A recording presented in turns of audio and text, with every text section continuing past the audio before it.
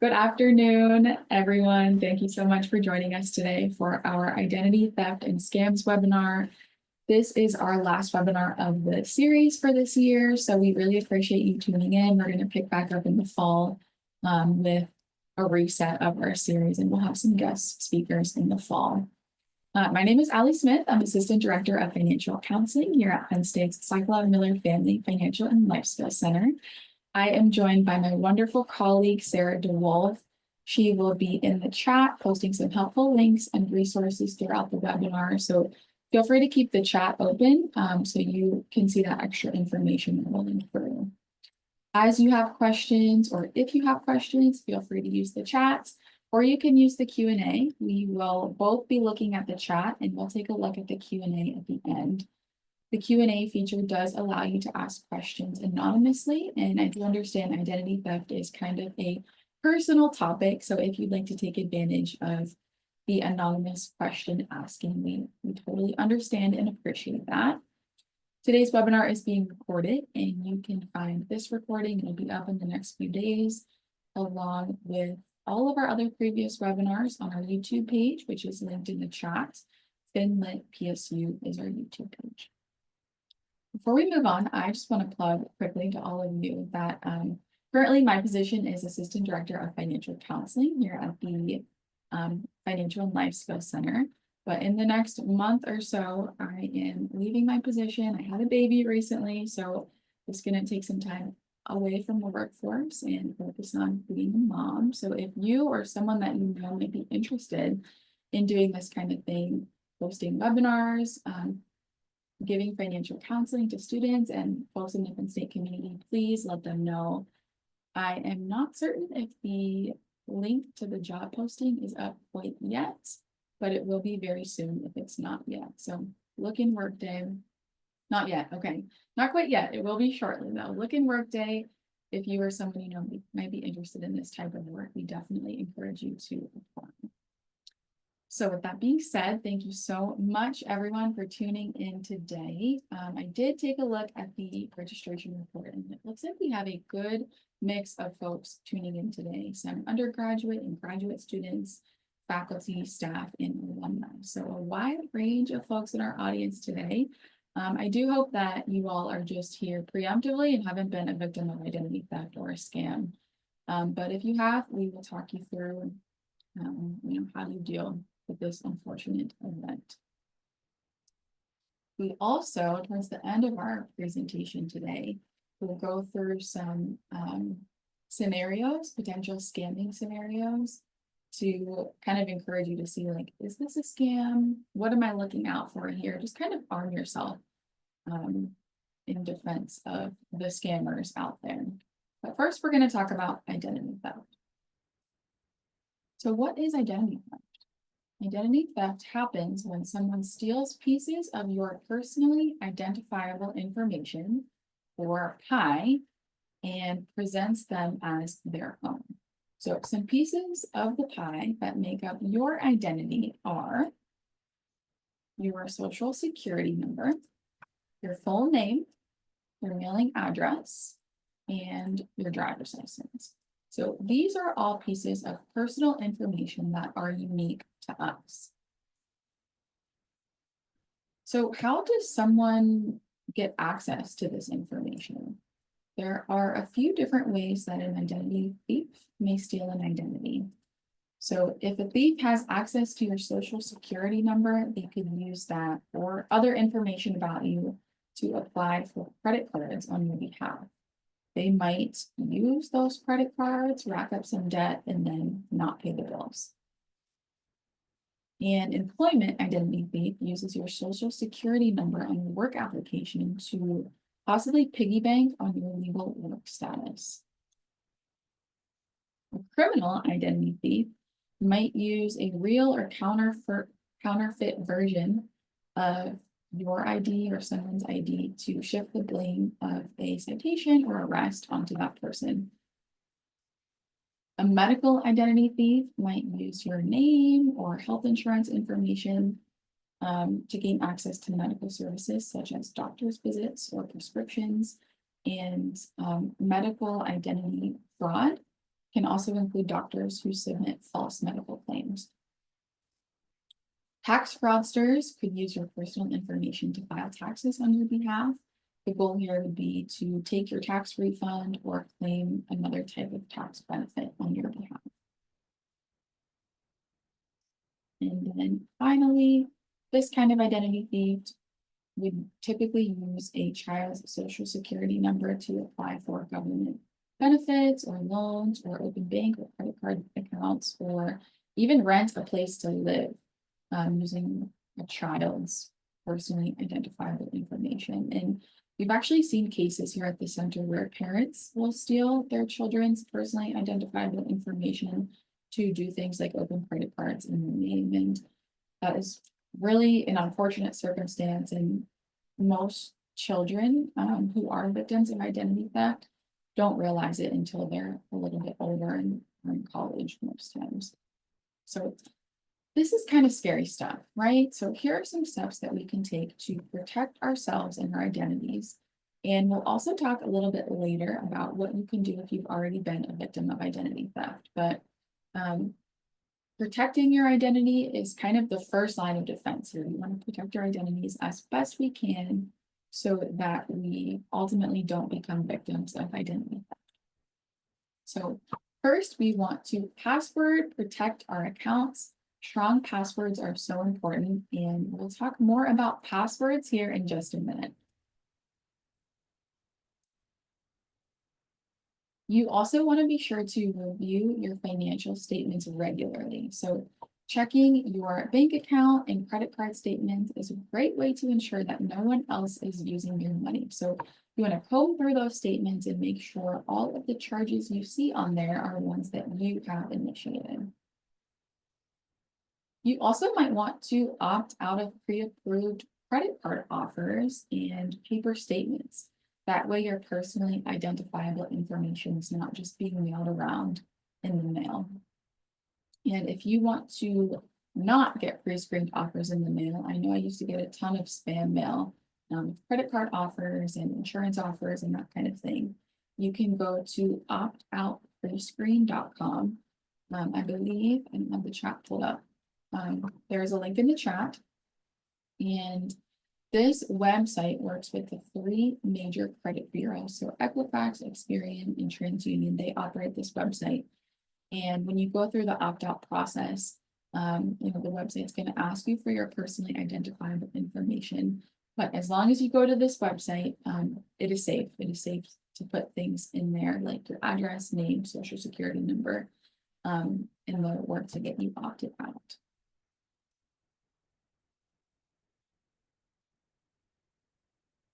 But you also, of course, want to take precautions when you are sharing your personal information. So really be mindful of what you share and who you're sharing it with, whether that is online, over the phone, or even in person. Scammers will often pose as legitimate organizations to trick you into giving up your personal identifiable information. So always verify the source before sharing sensitive information, and when in doubt, don't give it out. I always encourage people when they're doing things like finding their loan servicer for the first time for their federal student loans, or doing things like putting in an opt-out request where they do have to share their personally identifiable information, to just double check those links and make sure that those links that you're going to are legitimate sources. You also might want to enroll in email alerts to monitor your account activity. So along with reviewing your financial statements regularly, you can also set up email or text alerts with your banks or credit card companies, and that can be a simple way to stay on top of your accounts. You can set up alerts to do things like notify you of large purchases, login attempts to your accounts, or balance changes. And this can help you catch suspicious activity before it turns into a bigger issue. You also might want to consider identity theft reimbursement insurance. Some insurance companies and financial institutions offer identity theft reimbursement coverage to help with costs like legal fees, lost wages, or account restoration services. And finally, T is for turn on two-factor authentication for added security. We know that this is required for our Penn State accounts to keep our accounts safe and secure. And two-factor authentication adds an extra layer of protection to your accounts by requiring first something you know, like your password, and then something you have, like a code sent to your phone. So even if someone does get a hold of your password, two-factor authentication makes it much harder for them to access your account. Okay, let's talk about passwords here, because this is usually the first line of defense to keeping your accounts safe and secure. So I would love to see in the chat some guesses of the top 10 most commonly used passwords in the United States. Hopefully no one's passwords are these. I'll give you a second to think.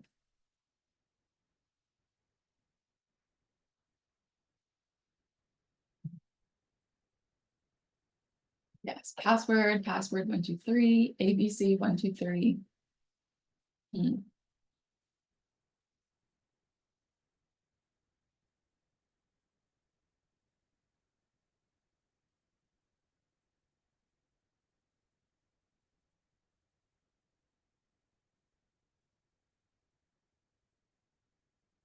So here are the most commonly used passwords in the United States, and you can see the count of those passwords as well. So password, probably the worst password, right? But this really surprises me that many people out there, 83,000, at least. This has probably changed a little bit since we posted it here, but gosh, at least 83,000 people have 1, 2, 3, 4, 5, 6 as their password. And also take note of time to crack it, less than 1 second. Unknown takes a little longer. But this is crazy, right? So we want to make sure that we are creating secure passwords, a mix of letters and numbers, uppercase, lowercase, things that aren't easily discoverable about ourselves, like our pets' names or our phone number. Want to make sure that passwords are things that only we know or have access to.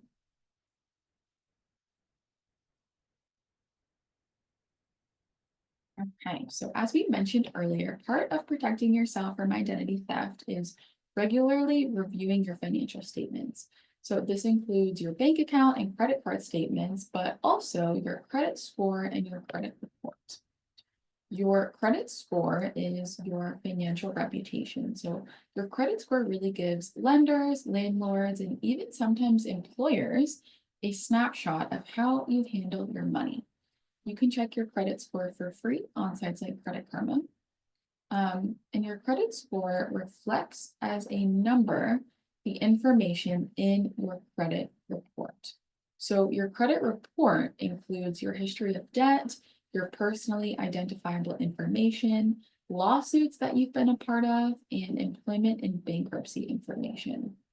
That's why it's so important to check your credit score and report regularly for anything unfamiliar or suspicious. You're entitled to free reports from all 3 of the credit reporting agencies, so Experian, TransUnion, and Equifax, from annualcreditreport.com.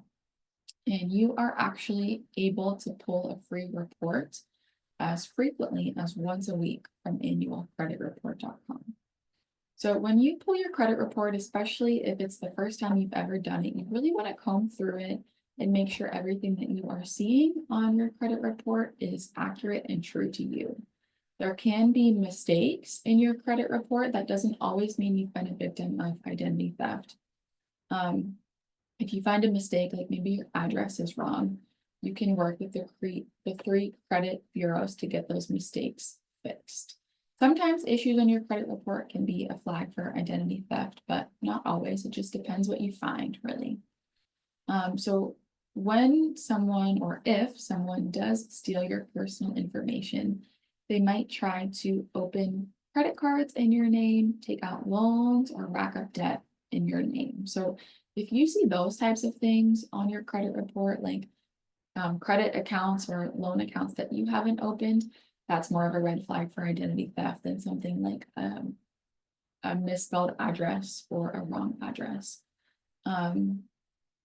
When people do those types of things, like get a credit card in your name or open up a loan in your name, these activities won't always alert you directly, but they will show up on your credit report. So that's why it's critical to check your credit report regularly. Here, you're really looking for any accounts you didn't open, things you don't recognize, or inquiries from lenders that you've never contacted. Your credit score itself can also kind of act as a red flag.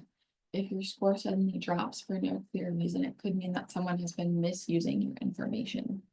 So think of these tools, your credit score and your credit report, as kind of early warning systems.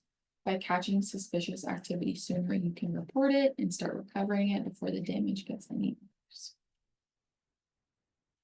So here are some signs that someone might have stolen your personally identifiable information. Important documents such as your passport or driver's license are stolen.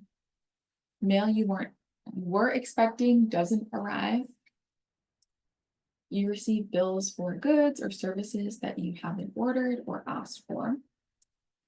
You receive collection calls for accounts that you didn't open or weren't aware of. Changes that you did not make appear on your bank statement. Your password doesn't work even though you're certain that it's correct.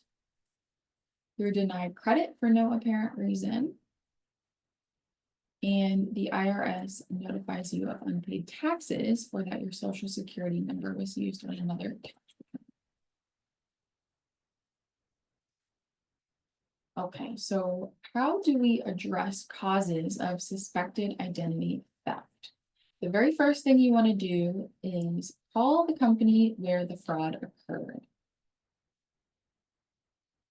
So you want to call this company, speak with the fraud department, ask them to freeze or close your account. And then, of course, within that account, you want to change your login information. So change your password, change your PIN numbers. And then it might make sense if someone has hacked into a specific account, especially if you use that password, that same password elsewhere, you want to change the password for those accounts too.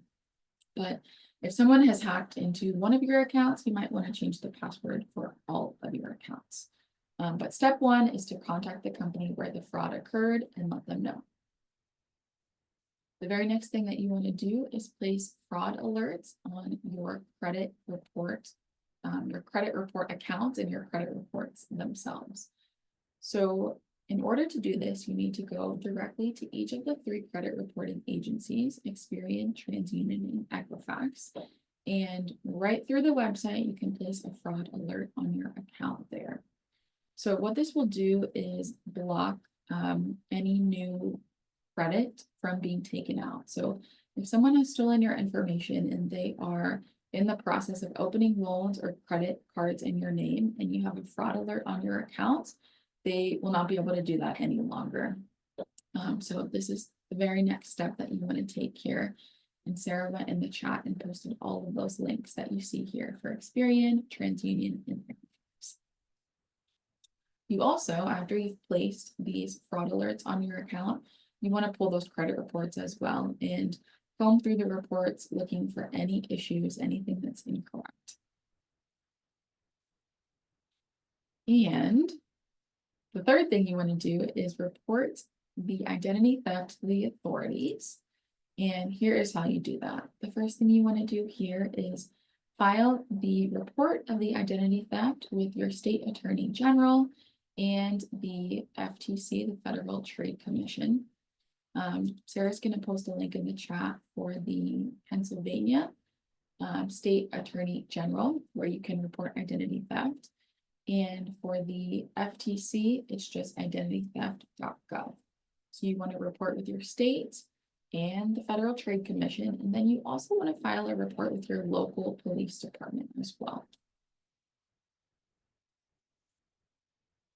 The The Federal Trade Commission then is going to provide you with a recovery plan, including action steps.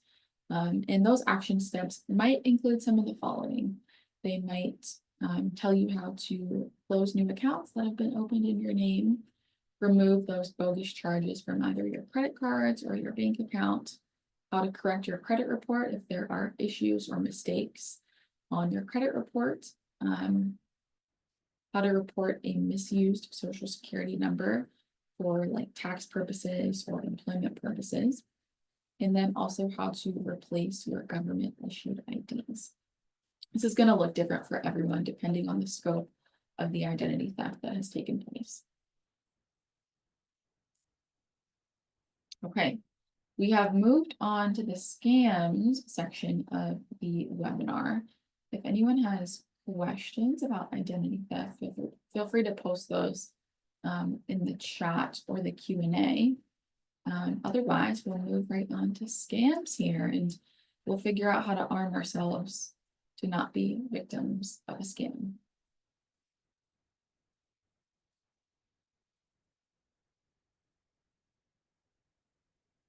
Okay, the first thing we're going to do is we're going to watch a video about scams, and we're going to talk a little bit about what to look out for to make sure that something's not a scam. And then we have 5 different scenarios that we're going to present you with to kind of let you just be the detective and sniff out, is this a scam or is this legitimate? And if it is a scam, what are the signs that it's a scam? So pay attention to the video.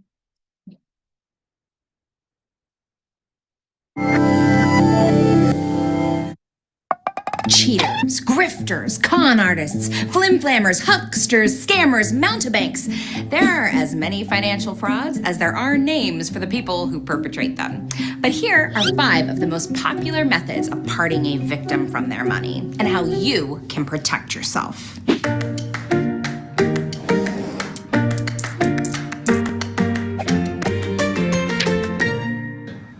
In 1920, Charles Ponzi had an amazing investment opportunity for New Englanders, guaranteeing a 50% return in just 45 days on something having to do with mail order coupons. Incredible? Try unbelievable. There actually were no returns. Ponzi was just using new investment dollars to pay back the previous investors. Eventually, the scheme fell apart. Ponzi ended up owing $7 million and spent 14 years in jail. Ever since then, anytime a money manager uses new investments to pay returns on previous investments, it's known as a Ponzi scheme. The most famous example was perpetrated by Bernie Madoff, who ran a high-level Ponzi scheme for 20 years that bilked investors out of somewhere between $10 and $20 billion, with a B. Before accepting an investment opportunity, you should look up a broker's background and complaint history on FINRA's brokercheck.org, and you can request written evidence that the investment professional is a sworn fiduciary. A close cousin to the Ponzi scheme is the pyramid scheme. Say someone offers you a no-fail way to make money just by joining their organization for a $100 fee. Your job is then to find new recruits who each pay you their $100 sign-up fee, 10% of which you give to the person who signed you up. If you manage to sign up 10 people, you just made $900 from your $100 investment. And if each of those 10 people finds 10 people, you get another $900 for doing absolutely nothing, and so on and so on. Like a Ponzi scheme, there is no actual investment. All returns come from finding new investors, and when those run out, the whole thing collapses, leaving the people at the bottom of the pyramid with nothing. This may sound a bit like a multi-level marketing company, but in a landmark 1979 ruling, the Federal Trade Commission decided that Amway was not a pyramid scheme because distributors did actually have to sell products to make money. If a business seems to stress recruitment over sales, that may be a red flag. So before getting involved in an MLM, ask your contact for information on the success ratios of new members and how the company makes its profits. Made infamous in movies like Boiler Room and Wolf of Wall Street, the pump and dump scam is when an organization artificially inflates the value of a stock that they already own a lot of, usually by aggressive cold calling, spam emails, and sometimes even fake news reports.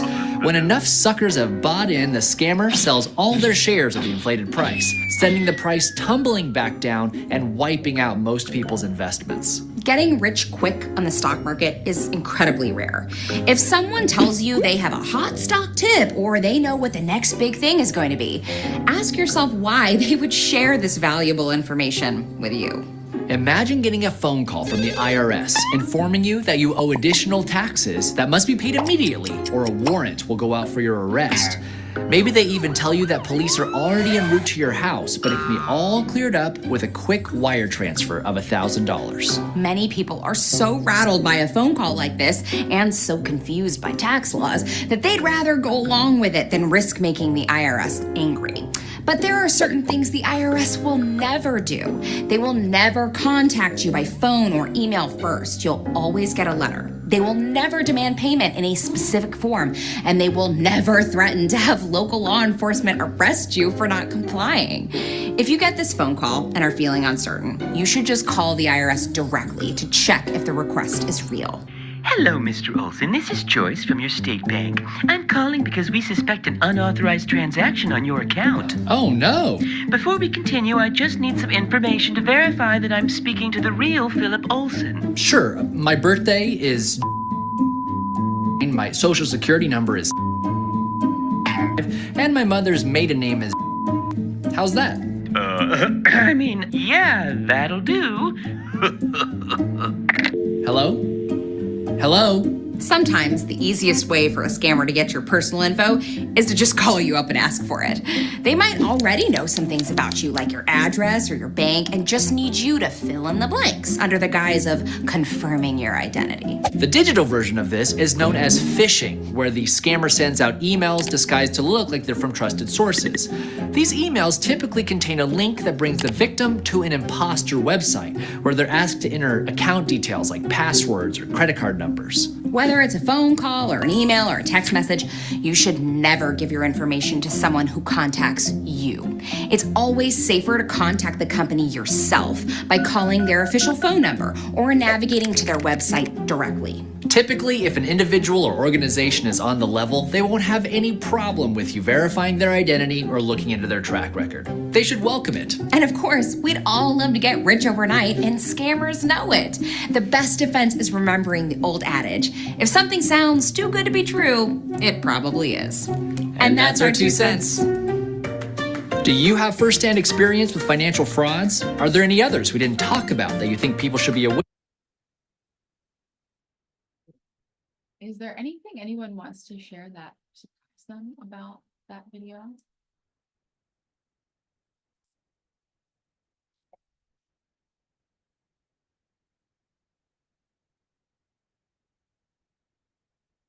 Personally, I think that Apple IDs, the fact that Apple IDs are a common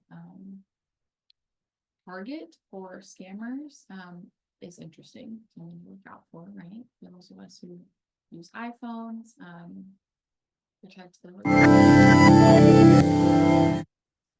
All right, protect those Apple IDs, right? Okay.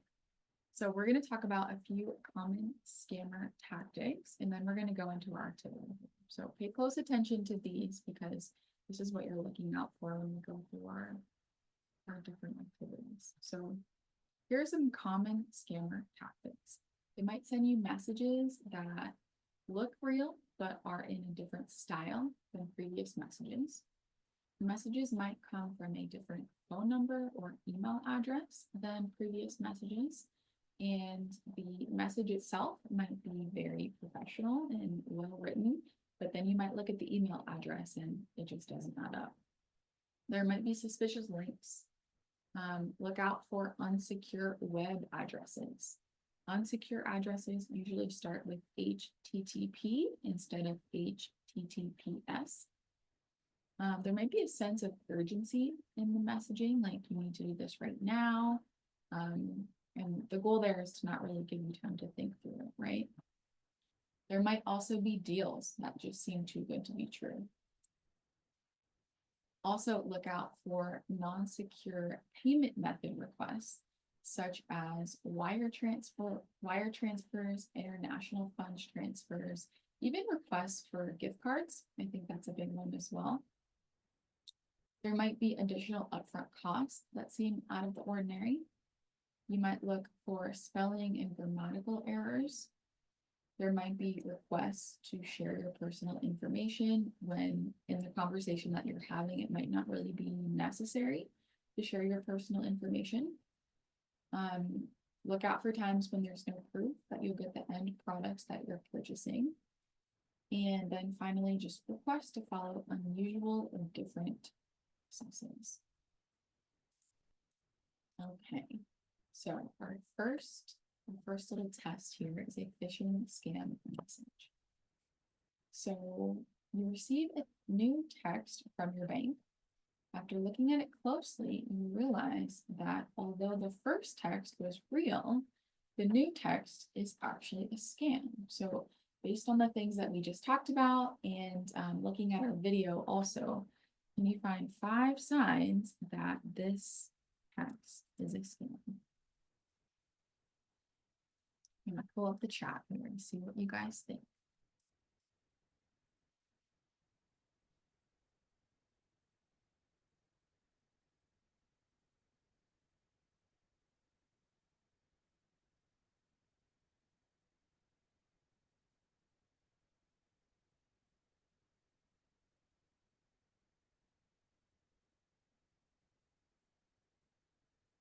Yeah, Sarah says HTTP instead of HTTPS. Yep, that is a dead giveaway. Unsecure link, right? Yes, unsecure link.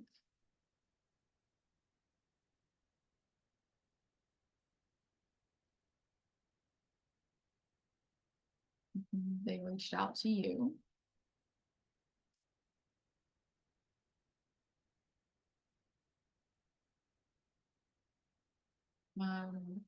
What about a sense of urgency? This kind of provides a sense of urgency. I mean, your account has been suspended, which means you can't use your money until you like fix this hypothetical problem, right? Okay, so 5 signs. First, we know that scammers can make messages look real. Yes, perfect. D says it's different in style, right? The second text doesn't have a signature, so it's different in style. We'll say that's the first one. Scammers can make messages look real, and so the fact that they tried their best to make this look real, it's coming from the same phone number. I would say the second one was that they used the unsecure link, right? So the HTTP instead of the HTTPS. The third sign is that it's different in style. There's no signature. And then it's not secure and it has a sense of urgency. So this is a phishing scam. They are trying to make you follow that suspicious link and get your personal information. Okay, next we have an online shopping scam. So you are thinking about buying a new grill and you see an ad online for a website that's selling brand name grills for an amazing price. You get really excited and you click on the link in the ad and it takes you to a website. So looking here, what are our 4 signs that this website is illegitimate?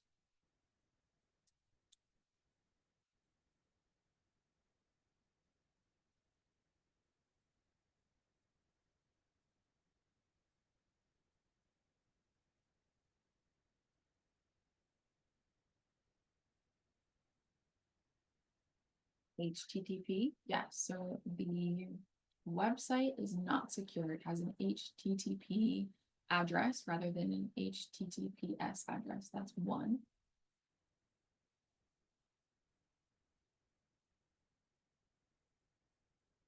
Yes, so the URL spelled the business name wrong. That's a great observation.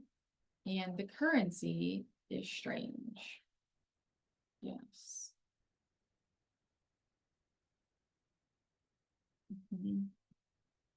Yes, dollars, AUD, they're asking you to pay by bank transfer.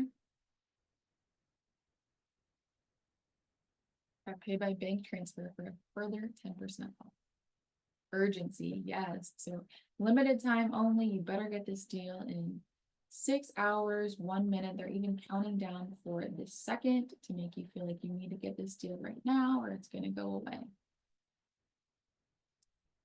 So I think we got them all. 1, it's not secure. Take a look at the website. 2, it has a sense of urgency. Actually, I don't think anyone said number 3. The deal is too good to be true, right? This is a $767 grill for only $267. So the deal is too good to be true. And then the 4th is that it's using a non-secure payment method. It's asking for either AUD or a bank transfer. So it's got a weird payment method.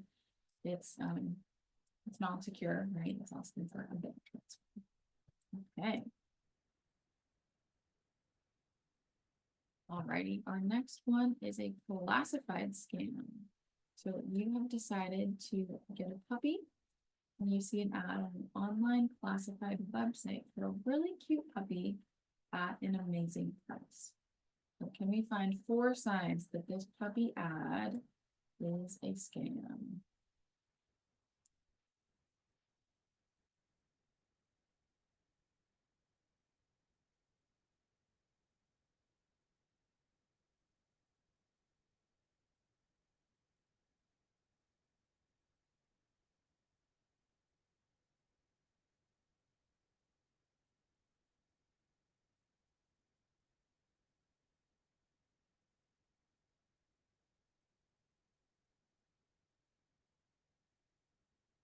Yes.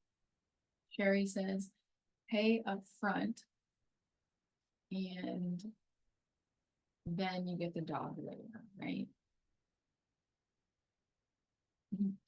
Jamie says ultra low price, and Sarah says puppies are usually $3,000. Yeah, puppies, especially if you're looking for like a specific breed, puppies are really expensive. Kristen says good breeders don't ship their dogs to you. Girl with dogs. Yes, I agree. I can't imagine shipping a puppy.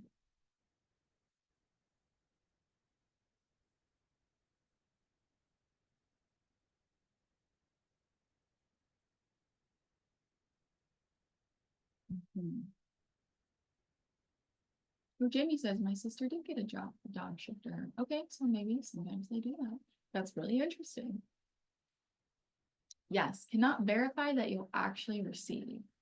Yes, so there's really no evidence of the puppy, right? I mean, there's a picture, but scammers or puppy scammers, pet scammers can steal photos from legitimate breeders' websites and post them on their own sites.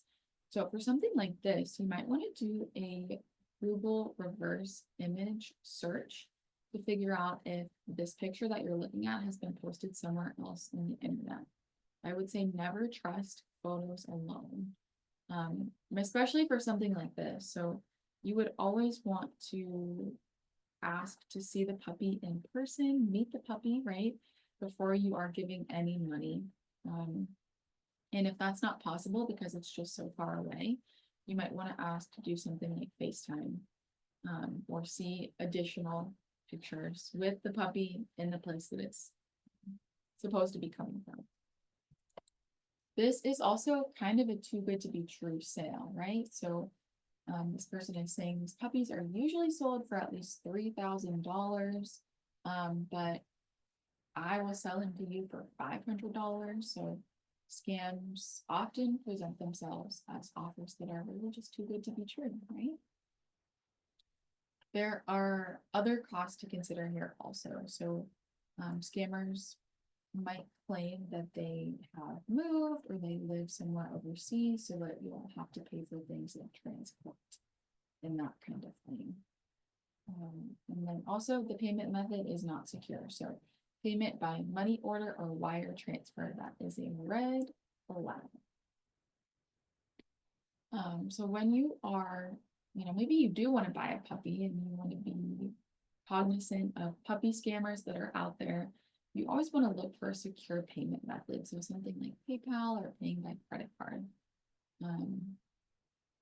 Those things are secure, and if your money does end up disappearing to a scammer, there are avenues to find that scammer and get that money back.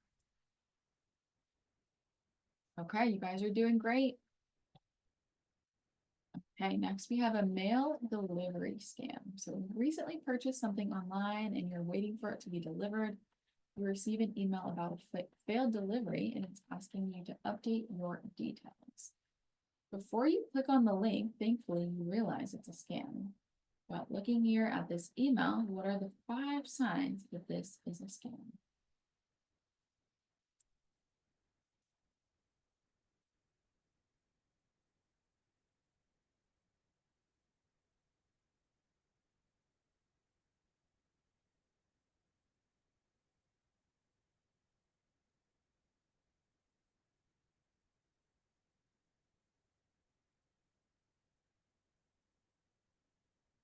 Jamie says the from address is suspicious. So you can't really confirm who this email is from. It's not from a delivery service, right? Not from UPS or a postal service. So that is the first sign. The email is suspicious. There's no other specific information to you in the message. Yeah. Yeah, your name isn't in there. That's a great catch. It's urgent. Yes, like we have your package, we want to deliver it, but we can't. Wendy says it's urgent. Yes, that I would say that's sign 2.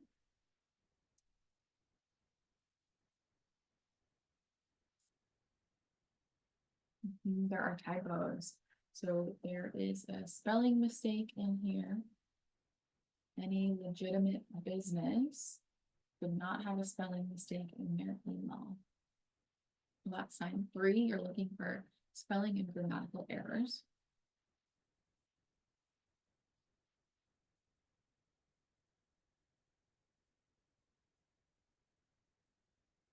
Also has a suspicious link. We want to be wary of attachments and where they're sending us to. And what is it asking you to do here?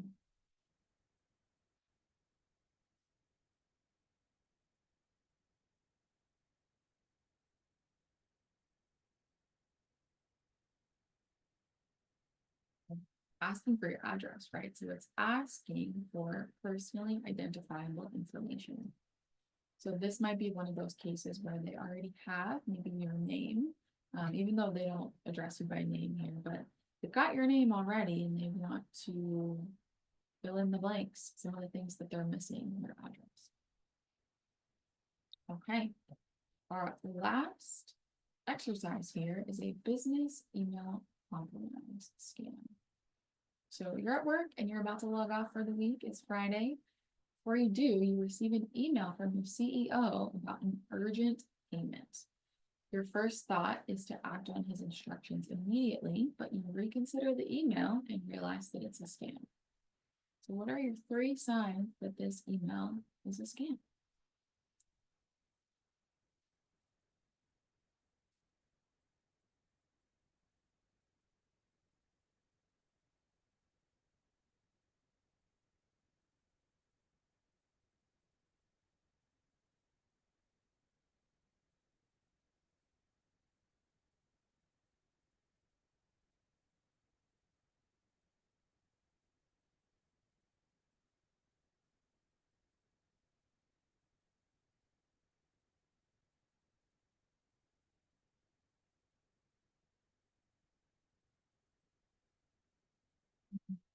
Feels urgent, right? This is from your CEO, and he's literally telling you, I need you to make an urgent payment.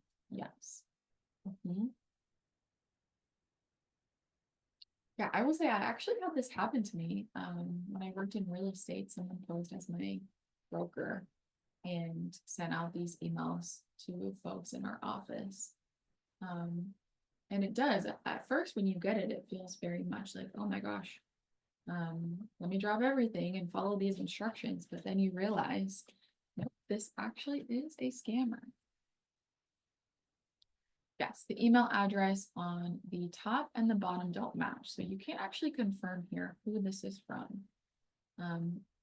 When you first glance at it, it does look like it's from your CEO, but those email addresses don't match.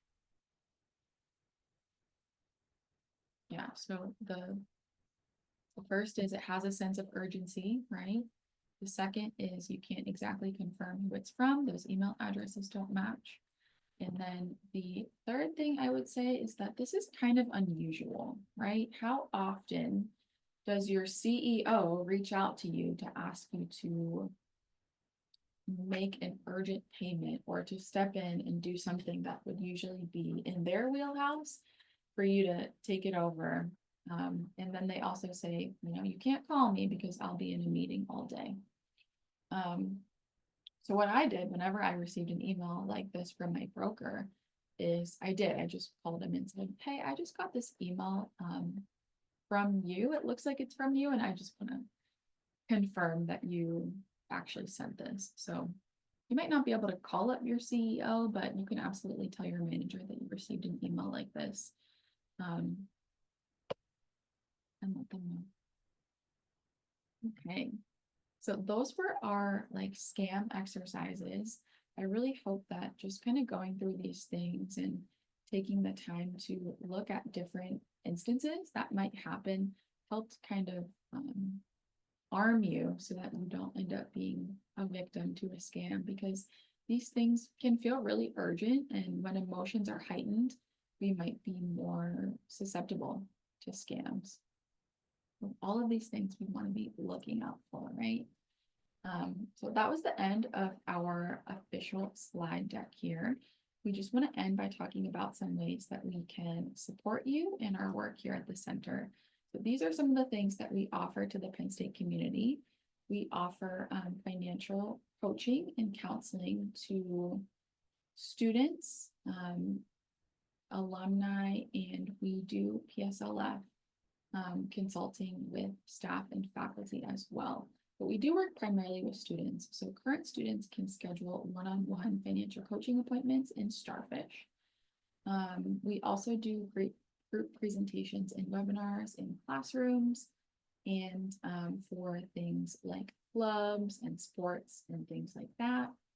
We've got our self-study modules in Canvas. Those are free and open to the public. We've got our financial wellness bookshelves. We've got a nice bookshelf right here at our center in University Park. But we also have financial wellness bookshelves at the Commonwealth campuses as well. Anytime you come across one of our financial wellness bookshelves, you can take a book that looks interesting to you, and once you're done reading that book, you can bring it back to the bookshelf if you'd like to return it for someone else to use, or you can give it to a friend, or just keep it if you would like to do that. So all of our services are available on our website, which is the QR code, or it's financialliteracy.psu.edu. And then Sarah posted some really good links in the chat. You can schedule a one-on-one appointment in Starfish. Or for any alumni, faculty, or staff who might be watching, you can email us at finlit@psu.edu, and we'll get you connected with a financial coach.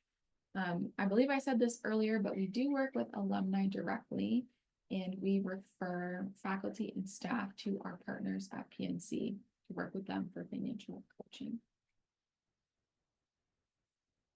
Sarah also posted a link to our identity theft self-study module in the chat.